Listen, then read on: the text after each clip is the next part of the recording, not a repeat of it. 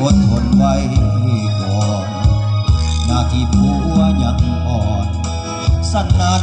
ก็เพียงบาทีเป็นเมียทหารน้องเองถือว่าโชคดีได้ผัวสั้นวาทีน้องนี้นับว่าเป็นบุญเป็นเมียวาทีให้คนดีขยันตั้งนาเมียอยู่เรือนนั้นอย่าหาเที่ยวติดการพนันเรื่องไพ่เรื่องหวยน้องนี้ขอรับประกันย่านแต่ผัวนานลาตีไปเที่ยวสุมแซวส่วนอายเองบางเดือนก็ผมหัดแอบ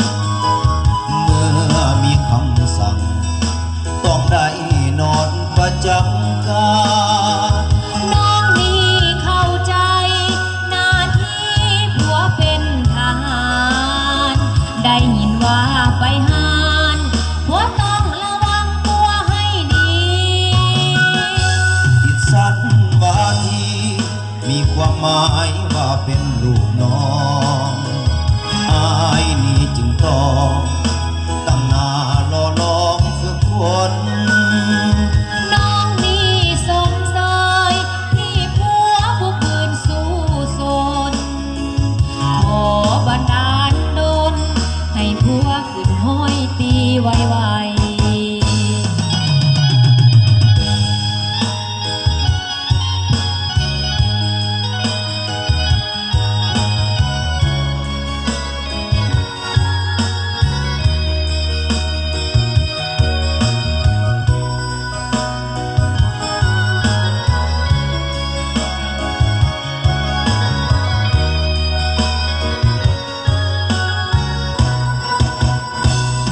ส่วนอายเอ